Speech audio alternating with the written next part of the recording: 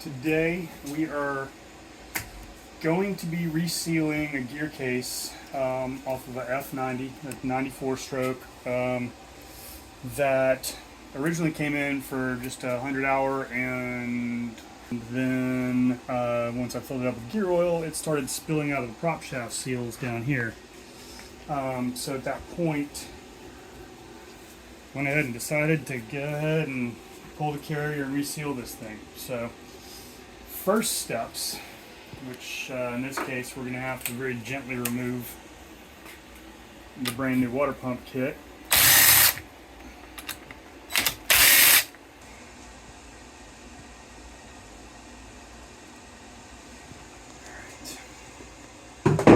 So here, get our impeller out of the way, as you can see.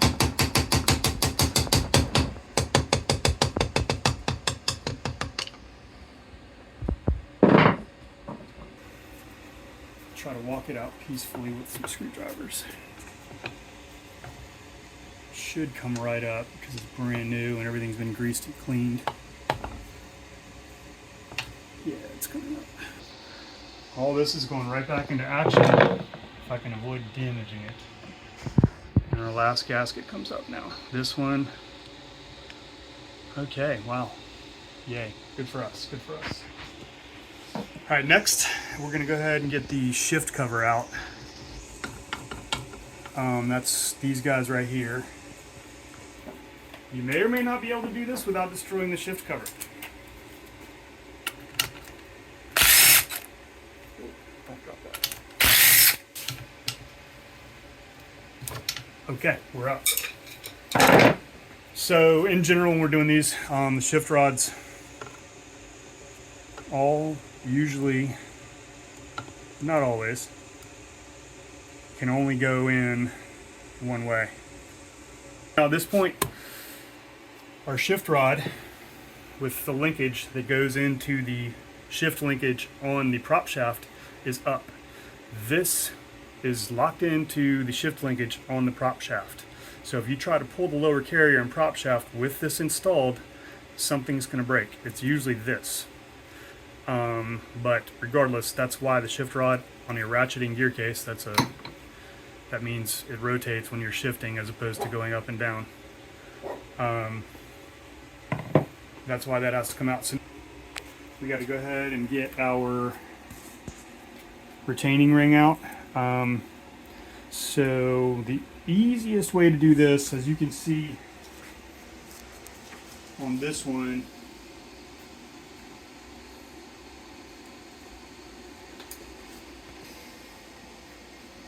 it's threaded in. It should be able to spin, but what you see here on the bottom, it's kind of hard to see, but right in that bottom area, there's a buildup of corrosion and scale that's actually taken this thing and put it out around. And when these retaining rings go out around, you can try to spin them out with a wrench if you want to, but usually what you're doing there is setting yourself up for a lot of work. And bear in mind that the retaining ring is already toast and it's going to have to be replaced. So what I usually do here is, and we're going to do in a second, is we're going to go ahead and run a drill through here and drill out a bunch of holes and weaken it, and we're going to chip it out of place and get it out that way. And small holes, I'm making small holes here in these grooves. That's where we're going to really be able to weaken it. And obviously we want to try to stay as straight as possible. And stay out of the threads in the lower casing.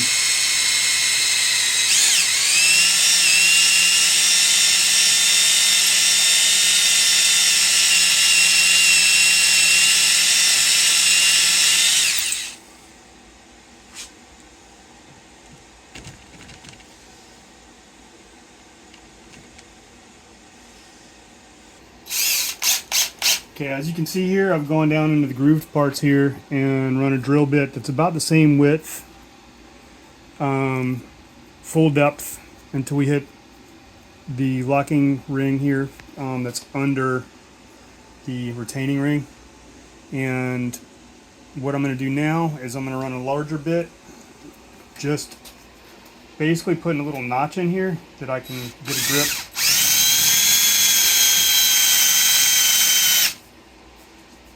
that I can use to get a grip when I'm driving with a punch.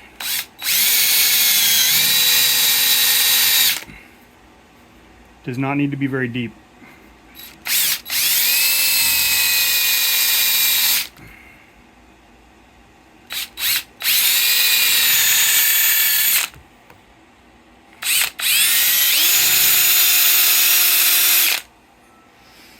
Okay. Now, if we're lucky here, we'll be able to start tapping this thing out of place with our punch. Get this cleaned up.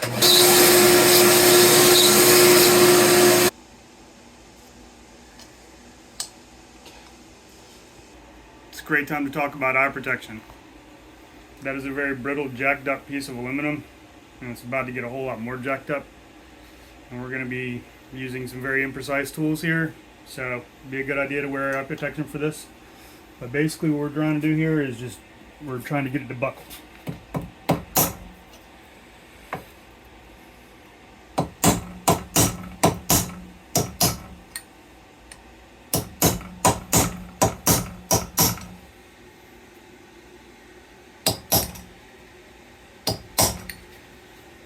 It's starting to come.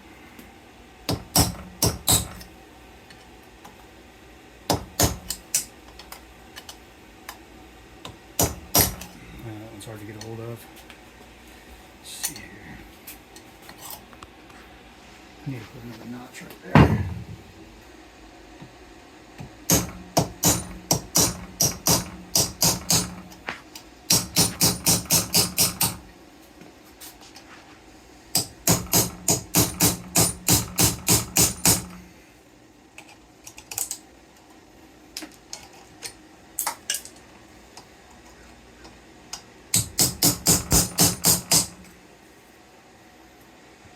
Getting there piece by piece.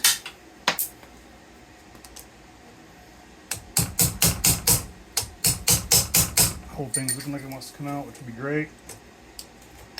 Okay, there we go. That is the easiest way to get these out, especially if they're out around. And you can see there's plenty of corrosion built up in here, so I'm going to go ahead and get as much of that out of there as I can. And then we'll go ahead and put OST0024 in place and start turning on it. So once we get turning with OST0024, we could well wind up using a torch, and we're going to be torching basically right in this area where the forward part of the bearing carrier seals in. That's usually where it wants to really fight. So I'm going to go ahead and get our water intake plastic out of the way here, because it will melt if we wind up having to torch it.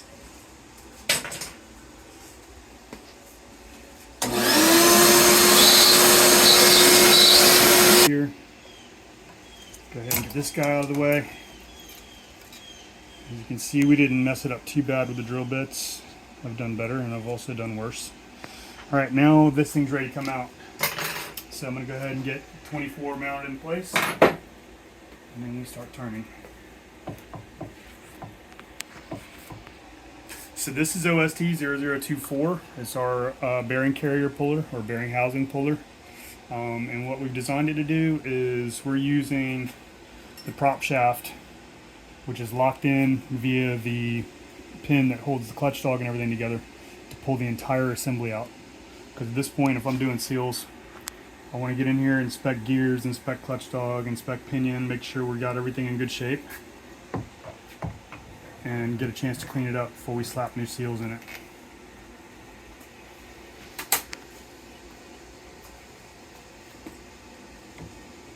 So, let's see here.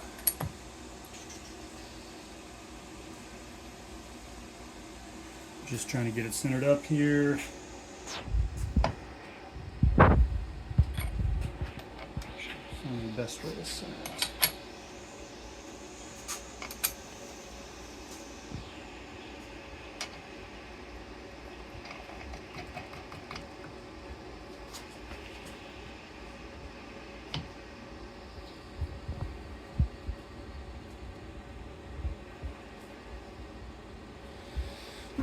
Alright, we're pretty much ready to start turning now. So we're going to try this cold, but like I said, we may wind up having to put a torch to it.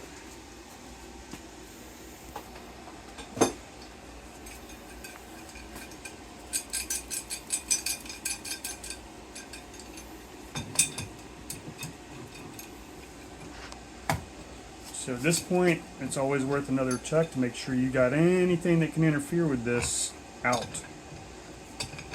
Because once you get rolling with this, if you got any interference, it's getting torn up.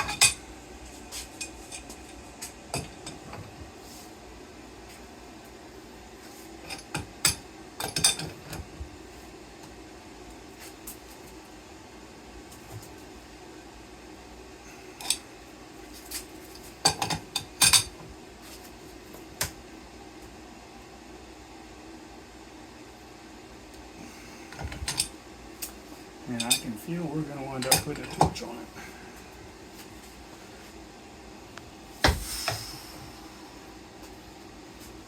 But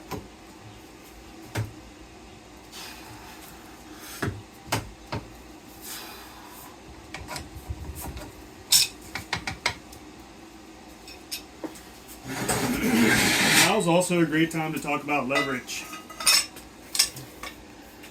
I have this beautiful piece of tubular steel that I took off of a dead trailer that works really good for leverage.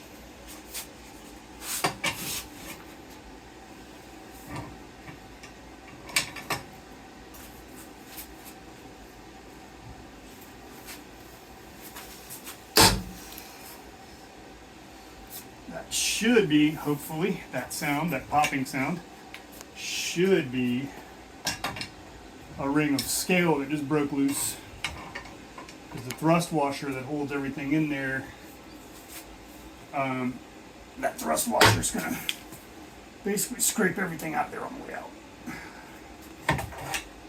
Check my alignment here.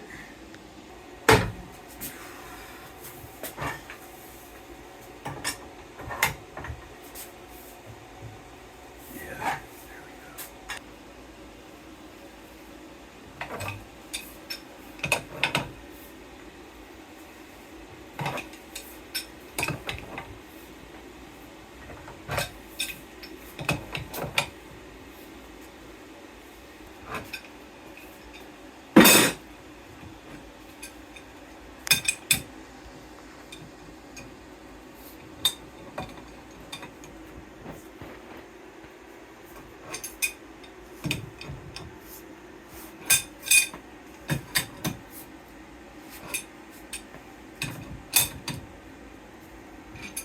Okay. Yeah, we're pretty much ready, I think. So let's go ahead and do this.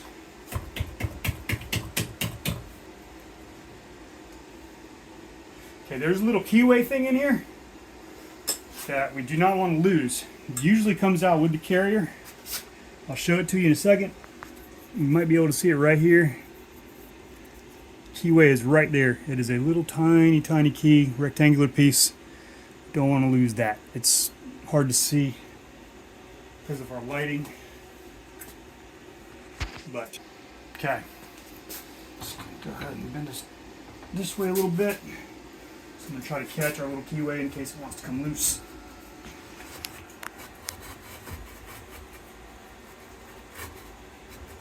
Because if it goes into the vat, we're probably never going to see it again. Alright, so yes, this all right here is from severely degraded gear oil. This should be a completely different color. Now let's come on over here to the tray. I can show you the keyway I'm talking about right here. Thankfully, corrosion was our friend here, and it's corroded into place. So lucky us. So now let's go ahead and take the tension off this thing a little bit.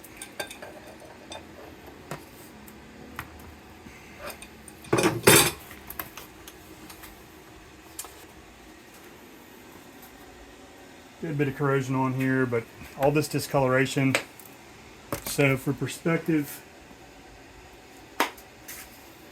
this came out of another dead gear case, but you can see which one's been soaking in cooked up oil for a really long time. And like I said, this one's even slightly discolored. New, they're all much lighter color. So first things we're going to do here is find our keyway and secure it.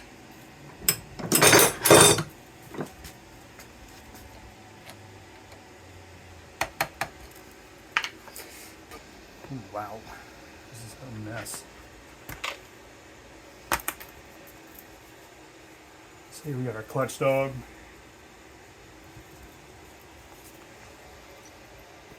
Whew, it's like syrup. So here's your basic shift mechanism right here. This is how pretty much all outboards shift. The clutch dog rides up and down these splines on the prop shaft. There's your in gear, neutral, and another gear. I'm trying to remember which one's which. I think this is forward, neutral, reverse. All right, enough of all that.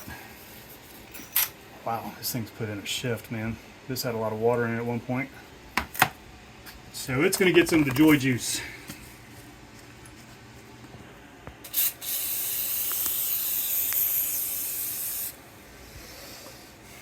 Other small parts not to forget about. This washer or some sort of ring. It sits down in here. If you lose it, when you go back together, you will be screwed. All right, now that's our thrust washer and a very large O-ring. We're going to get them out of the way. Okay, let's go ahead and get our O-ring out. This thing is a wreck.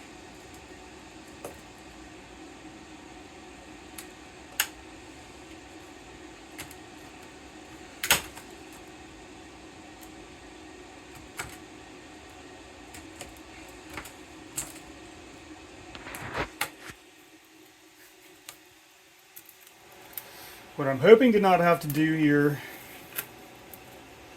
is replace bearings. But before I even start messing with testing out bearings, I'm going to try to get this thing cleaned up a little bit better.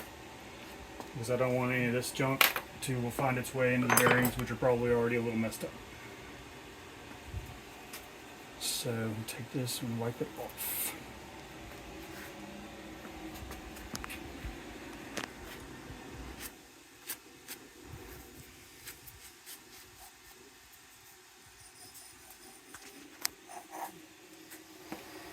Okay.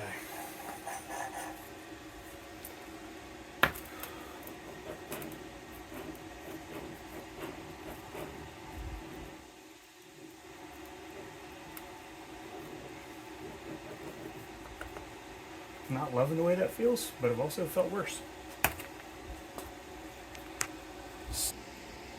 Okay, at this moment, what we are doing is inspecting our gear set and seeing what we got down in the actual case here. So hopefully you can see okay there. So your drive shaft's always spinning clockwise. So you can see our pinion gear is turning our forward gear at this moment. So all I'm doing is taking a look down here. I'm looking at the leading edges where the clutch dog mating surfaces are. Looking for anything crazy, chipped up, rounded, anything like that. And this one actually has pretty low hours on it, and this stuff all really looks good aside from being really gunky and pasty. One other thing that's of note that you want to be very careful with on pretty much any Yamaha gear case and a lot of others is right here, that little edge right there. There's usually going to be a couple of shims, at least one, sometimes multiple shims right here that are pressed in. I'm going to reach in here and feel around. Yeah, there's a shim in there now. So again, in some ways corrosion can be our friend because I don't want those shims to go anywhere. The only thing I really want to do here is get this cleaned out. So this shiny surface down in here, that's where your gear oil is sealed in. That big fat O-ring, this guy, seals in with our thrust washer right in this area here. And so when you're pulling these carriers out, this area right here is where the real battle is taking place. As you can see, we're corroded on the sides and on the top. On the bottom, where it probably had gear oil pooling up in it for a long time, clean as a whistle. I mean, relatively. So I'm going to try to leave our shims in place here. They're nicely seized into place. As we're moving along through this job, I'm going to take a Dremel with a wire brush on it and go ahead and clean up our threads here. Chase them out a little bit and get everything so nice and smooth, so that once we go back in with all of our new stuff, O-rings, whatever, it's a much easier process to press everything into place and to get it to seat correctly, because we want to make sure that we go back in set exactly the way it was before, down to, you know, sub-millimeter. So right now I'm going to go ahead and tilt this baby down, get it soaking with some of the goods, and it's probably going to sit here and soak overnight because this thing looks awful. You can see our drive shaft bearings here. I am not loving the gunk here. I think there was water in this thing at one point, but when I did this gear oil, it was just old black gear oil, really burned up, which, you know, I see a lot of that, but the corrosion buildup in here is something. So what I'm going to do here is I'm really concerned about bearings, gear sets, things like that. So we're using this nice toxic spray. We're just going to let it, yeah, it's got a bearing trying to hang up. We're just going to let it do its magic.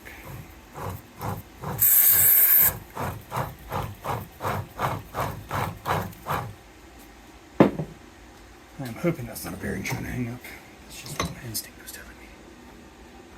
Yeah, I mean, the pinion and forward gear look pretty good. Now we're going to step back over to our tray for a second here. Alright, so right now I'm looking at the edges on our clutch dog. Seeing how we're looking here. So, clutch dog looks pretty clean. I mean, aside from all the gunk on this stuff, there's very minimal wear on the metal itself. And look at our reverse gear here. Again, lots of sludge. But I'm looking at the mating surfaces where clutch dog is meeting up.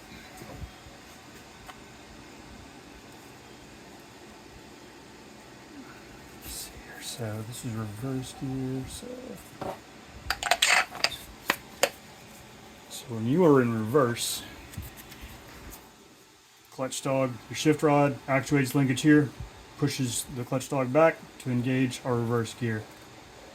When you get a lot of clicking and grinding in the gear case when you're going through your shift, a lot of times that's where your clutch dog is getting rounded off. So that's just something we're looking at while we have everything apart here.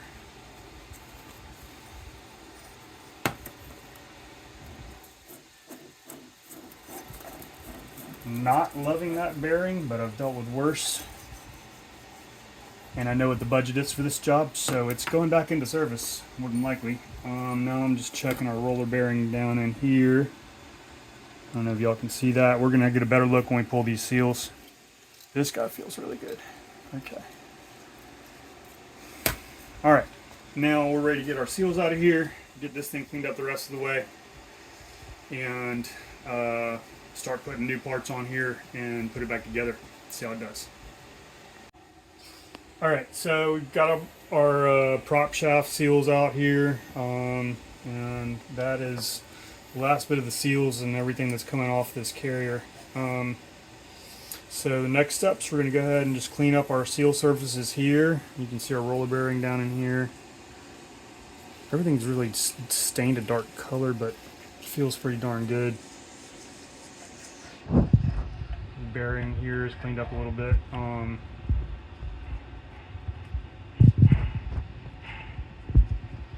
So yeah, everything's going to soak for a little while in some penetrating oil to get everything loosened up a little bit, and then we're going to get our brushes and everything, brush all this stuff down a little bit and get it ready for new seals and O-rings, and then we're going to go back together. Okay, so we've gotten our seals. Just use a seal puller to pull our lip seals out of the prop carrier here. Packed a little cloth in here around our needle bearing, because what we're doing now is we're just resurfacing these gasket surfaces, or these seal surfaces, So I'm going to take a wire wheel, just a Dremel, and kind of brush this down a little bit, get it down to some smooth metal. And we're going to do the same thing over here on the casing itself. Here's where our shift rod and shift cover go, so we're just going to brush this down. This isn't too bad. For whatever reason here on the drive shaft, this is actually really clean, so I don't really need to do anything here. While I'm breaking loose with the brush over here though, I'll cover this so that any dust that comes out of here doesn't go right into our roller, or into our bearings and stuff here on the drive shaft. And I got a rag packed down in here so that whatever dust, whatever debris comes out is not going to wind up down in the case. We've already flushed this thing out with mineral spirits and a bunch of other interesting chemicals. And then last but not least, I got a rag packed in there with our pinion gear and forward gear covered up for now, because I'm going to take the wire wheel, chase out these threads, and just clean up a little bit in here so it makes it a little bit easier to get everything back together once we're ready to go. So for this, I'm just using Dremel with a light duty steel brush on it. And again, it is steel versus aluminum here, so we're not going crazy with it.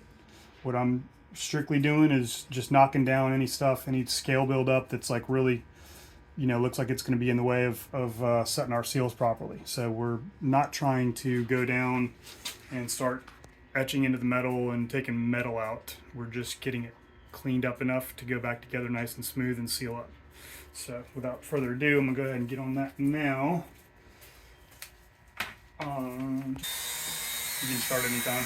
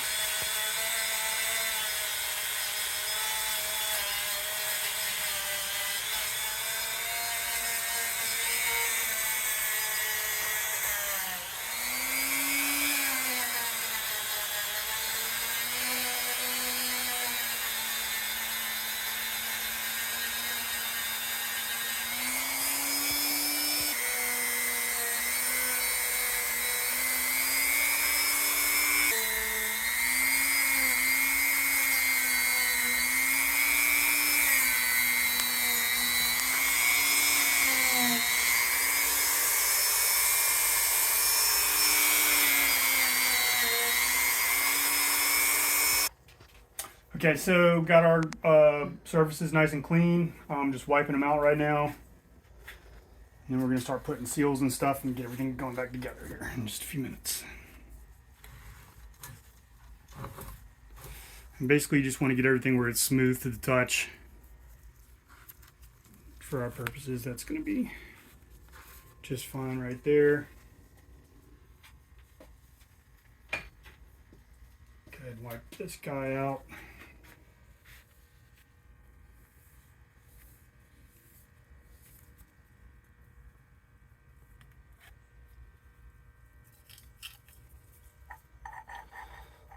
And the other thing I did here was our bearing and gear here. I just basically, they had a nice long soak in, like I said earlier, a few different choice chemicals, and got them cleaned out. And before I press seals into things, we'll go into the prop shaft and clutch dog, etc., etc. So I went ahead and moved our clutch dog, pulled our shift linkage out.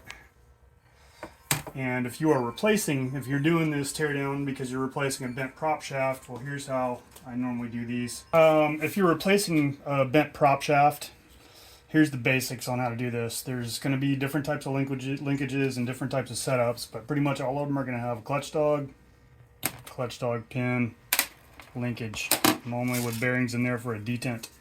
So what I do, so that I don't forget which way is forward,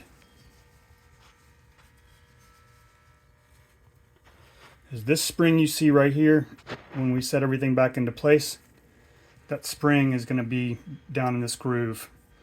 What I do is I just lift the spring out, pull it forward. That way I know I'm remembering where the forward edge is on my clutch dog. Or aft, I can't remember. But basically you want the clutch dog to remain oriented the way it was when it came out. So took our linkage apart here, got everything rinsed out with solvent and got most of the crud out of it. And so right now what we're going to do, we're going to put our shift linkage back in its little home. So we got our linkage here. There's going to be 2 bearings on this one that are basically serving as a detent. So I'm going to get them down there. Obviously you don't want them to go flying. So these bearings are going to sit inside. There's a little spring-loaded mechanism in here with a little groove. The bearings are going to sit down in there. We're going to hold them in place while we go back down into the prop shaft here. There we go. Now, shift linkage is in place.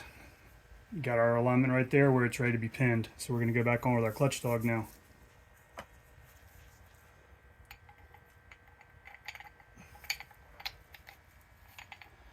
So, a little groove right there. You want everything to line up nice and happy. You want to be able to see right on through there. Now I'm going to take our pin, right on through. Our pin is in. Now I'm going to bring our spring back down on it. That spring basically holds everything in place.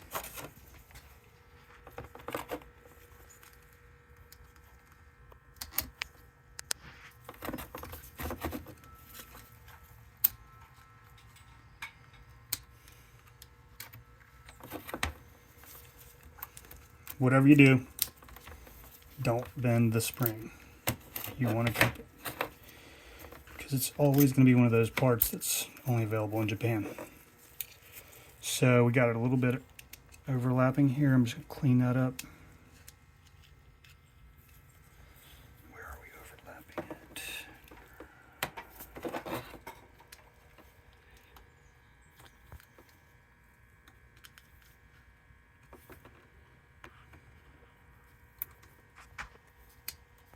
Okay, so now clutch dog's back on, everything's pinned, ready to go back together. We're going to check our shift linkage. Should have, that would be reverse, neutral,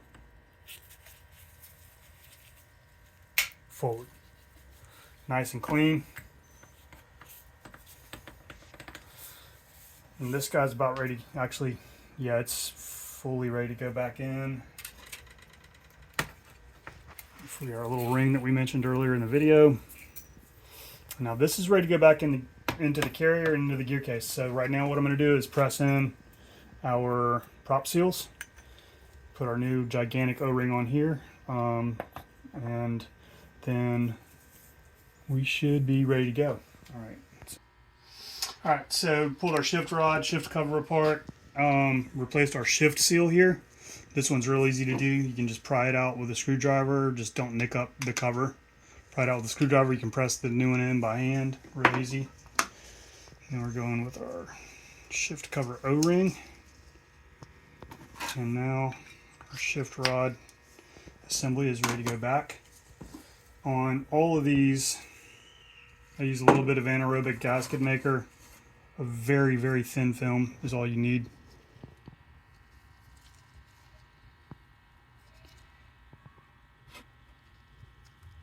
And by thin, I mean super, super thin. And we're going to do the same thing here with our prop shaft seals. They're going to go back in the way they came out. So, give them a little bit of a goo.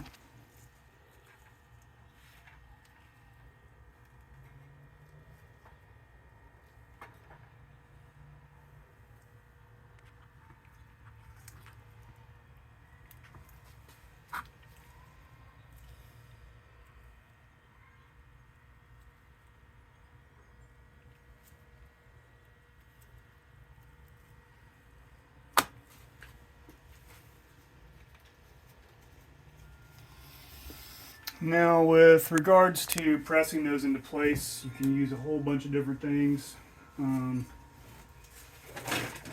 I normally just use a C-Star hydraulic cylinder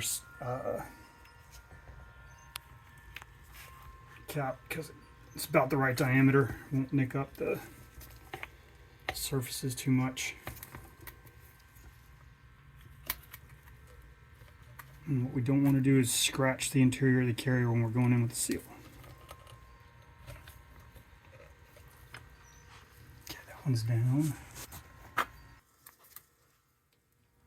Alright, seals are in.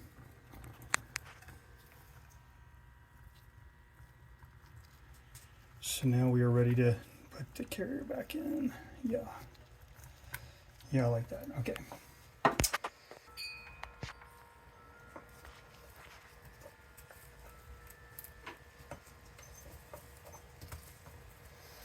So this O-ring sits in behind, between the thrust washer, this big huge thrust washer, and the body of the carrier itself. It's going to sit in there like that, and it's definitely going to get some of the gasket maker as well. So what you want to do here, since basically when you have everything pressed into place, from here forward is going to be sealed. So what I'm doing here is just putting a little bit of the anaerobic kind of on the back side of it.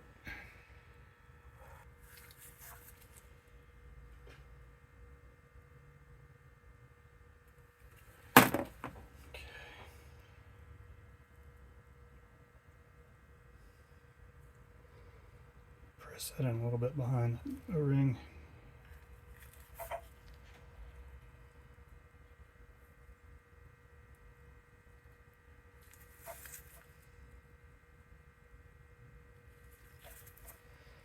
Okay, now everything's ready to go back in. Yeah, make sure of that, yeah. All right, so now we're ready to put everything back together here. Take a last look at everything. Make sure that this washer right here has remained in place.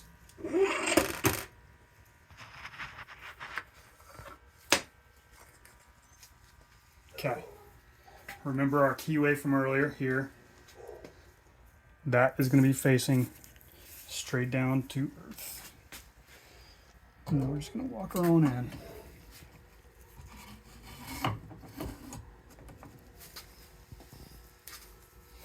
So, what you can see here,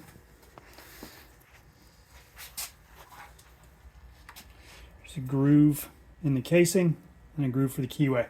Going to go ahead and put our keyway in there, or our little Woodruff key, or whatever the technical term for that is.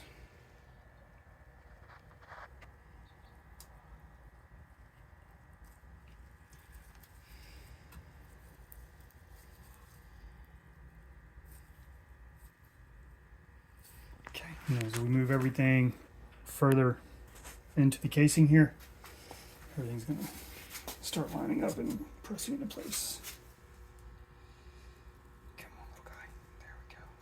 There we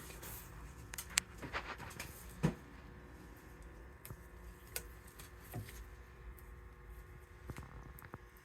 Why is keyway fighting? Alright, so we're going in with our little locking washer here. It will only go in one direction.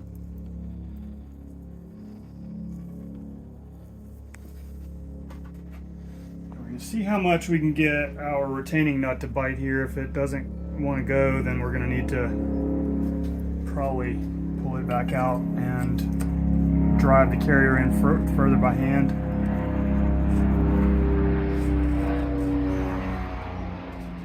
Feels like it's wanting to bite, so now we're going to put a wrench on this and wind it all the way back in until everything seats. We've gone ahead and spun our retaining ring all the way in here, and we have everything fully pressed and driven into place here. One of the easiest ways to check is to make sure that you are far enough seated with the retaining ring. Is you can see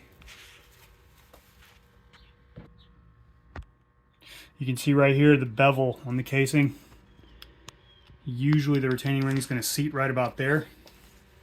So now I'm going to bend our little locking tab into place here.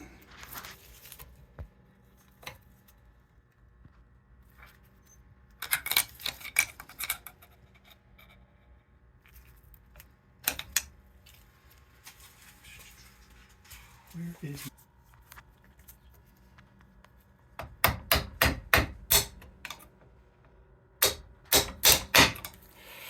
This is a bit of an imprecise science getting that tab back into place, but it just needs to lock in there so that retaining ring can't break loose, which is highly unlikely anyway. All right, so now lower carrier is back in place. Everything looks good here. Like I said, we're right where it came out. Same adjustments and everything. I mean, the same specs, more or less. And on the gear case, it's got this much wear and tear in it. I'm pretty happy with everything anyway. Okay, so now as we're putting seals and everything back into the top side, this is something that you want to do as well if you're doing, when you're doing a water pump replacement, is our damper seal and damper seal bracket look pretty rough. While I'm here, I'm going ahead and replacing our damper seal and bracket.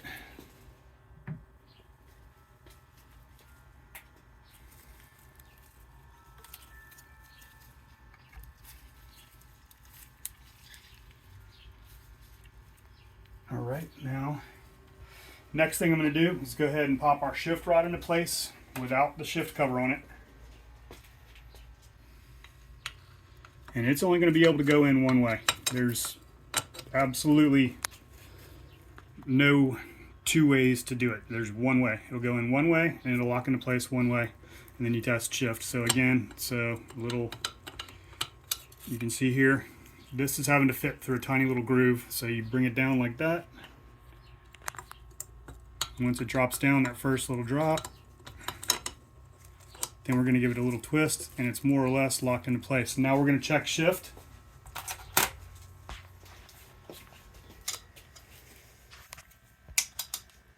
We do this with our little shift wrench, our OST. I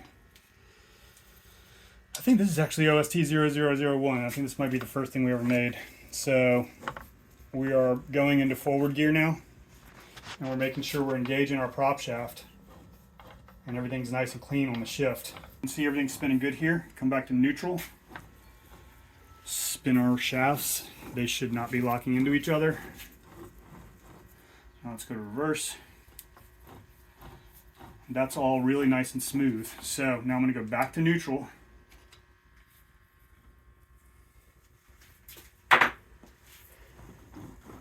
Nice and happy there. And I'm going to go ahead and bring our shift cover down.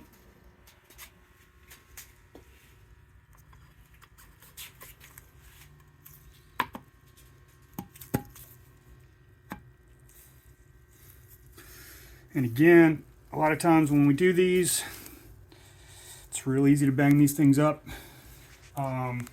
Shift cover is cheap and easy to replace. Go ahead and drive it down just a little bit.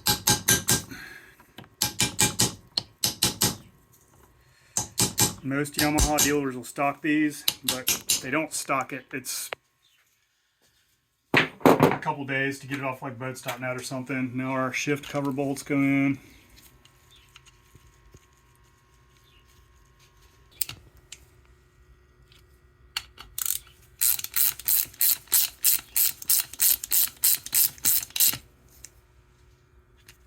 Okay, now we're ready to talk about our lower housing here. As you remember from earlier in the video, we showed you how to chip basically with a chisel and bring these older lower housings out.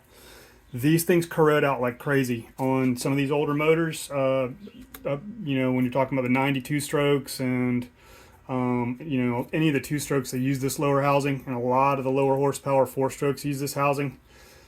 Anytime you're doing a water pump replacement, replace this. So here is what our lower housing looks like brand new, more or less. I mean, this one, like I said, it was gently used, but it hasn't even had an hour on it. So brand new, everything's good to go there. Got our dowel pins for alignment. So we're going to put our gasket on here first. Then O-ring.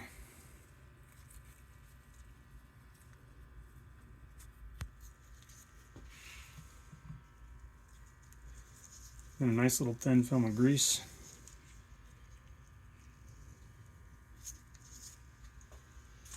Go ahead and get this thing seated.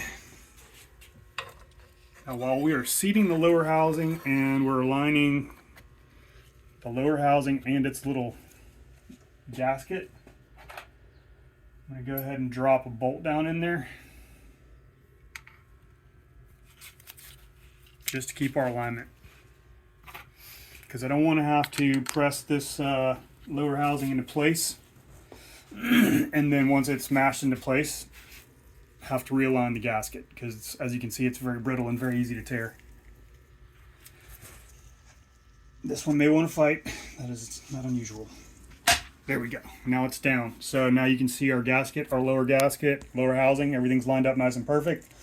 Bolts thread in and out real easy. That's awesome.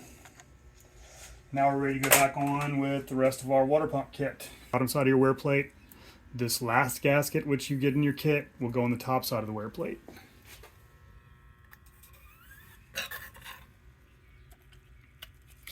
Now we're ready for a woodruff key. So we're going to very carefully just drive that into place, get it started. And before I destroy this gasket, I'm going to use a punch to drive it the rest of the way.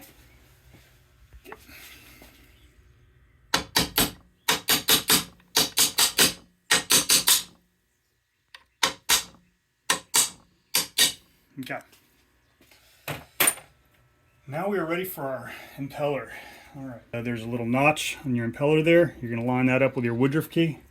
So what I do with this is I rotate the prop shaft so that the woodruff key is facing directly at me. Then I find our groove here on our water pump impeller. Face the groove directly at me. I know that this vein right here on the pump is facing the center of my chest, and as long as I come down, good Lord, these things fight. As long as I keep everything nice and aligned, should drop right down. Yeah, there we go. So a light film of grease here again. Get that cut off the top of that. Now we're ready to go with our housing. So on the 90, you got your upper housing, and if you are replacing your upper housing, there's a little rubber grommet down inside here. That rubber grommet is critical. It is a $3 grommet, and if you leave it out, you will overheat before you even get off the trailer. So when you're doing this housing replacement, take your little grommet, sits right down in there, clean it up, grease it, reuse it. It does not come with the water pump kit. Screw your collar down, a little bit of grease for inside. Our cartridge here. This cartridge on this horsepower does not have any O-rings inside of it. It just slides right down into the housing. Now we are ready to go ahead and spin this baby into place. As with all water pumps on pretty much everything that I've ever worked on in the outboard world, when you're bringing the housing down, you are turning clockwise so that the impeller vanes are lining up and you're getting the alignment you want, because once the housing's down, it's down, and there's nothing you can do to realign it. Oh, we moved. Dang it. Okay. Awesome. Didn't move too much. All right, so without letting go of anything, we're going to take our bolts, slide them into place here. Obviously, pre-grease your bolts. I'm not going crazy with the torque here. I want to torque them in by hand.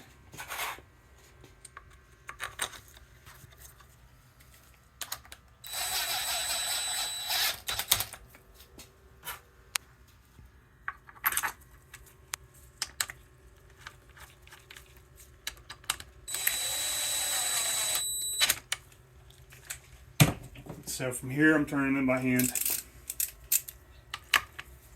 Now on a lot of other horsepowers, when you are doing a reseal and all that stuff, and you want to pressure test the gear case, you can do that without the water pump on it. In the case of this model, the seals are actually held in by the bolts in the upper housing. So if you pressure test without the water pump and everything bolted into place, you're just going to blow the top carrier right out of it and have to reseat everything. So again, nothing too crazy as far as torque here. It ain't going anywhere. All right, so now we're back together. All of our seals have been replaced. All of our O-rings are in good shape. And we are ready to pressure test this gear case. The moment we've all been waiting for. Before I do that though, I am going to do one last little check on our shift, because I'm a little bit obsessive about that. So again, we're going to go into forward gear here. Yeah, nice and happy, nice and smooth. Everything feels really smooth by hand. Heck of a lot smoother than when I started this job. Now I'm going into reverse. And now we're going to bring her back to neutral.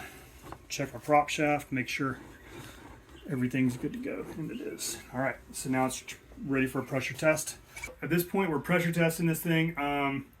So our gear oil drain screws, we've put new gear oil drain gaskets on there. I put the lower screw in here, nice and tight. So right now, I just got us pressurized up to about 8.5 PSI. Been holding there for about 5 minutes, so I'm pretty happy with everything. If you got a blown gear case or your blown seals, and you pressure test, and you're not holding pressure, the easiest way to figure out where you're leaking, soapy water. Stone Age, but effective. For today, Tyler Holland with Outboard Specialty Tools, and thanks a lot for joining us.